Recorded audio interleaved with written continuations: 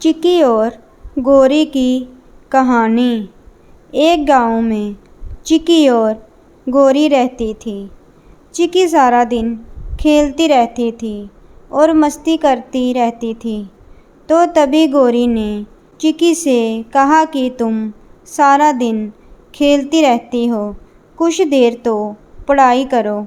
लेकिन चिकी ने कहा, जब परीक्षा आएगी तो मैं तब पढ़ूंगी। कुछ दिनों के बाद गोरी ने चिकी से फिर कहा कि परीक्षा की तैयारी कर लो। तो तभी चिकी ने कहा कि अभी भी मेरे पास 10 दिन हैं परीक्षा की तैयारी के लिए। इतना कहकर वह अपनी गुड़िया के साथ खेलती रही। तभी गोरी ने सोचा कि चिकी को तो समय की कदर नहीं है। फिर परीक्षा के एक दिन पहले चिकी बहुत चिंतित थी, क्योंकि उसने परीक्षा की तैयारी नहीं की थी।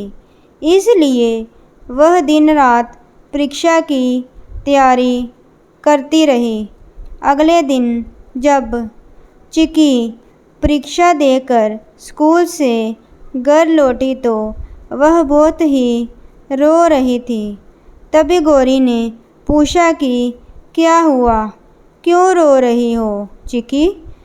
तब चिकी ने कहा कि मैं परीक्षा में विफल हो जाऊंगी। मैं रात भर जागकर थक गई थी और परीक्षा सही ढंग से ना दे सकी। तभी गोरी ने कहा, तुम्हें समय की कदर होनी चाहिए।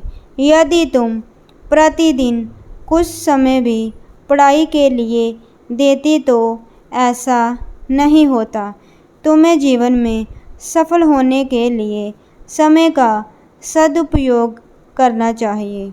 दोस्तों, इससे हम यह समझते हैं कि हमें समय की कदर करनी चाहिए और हर काम समय के अनुसार ही करना चाहिए।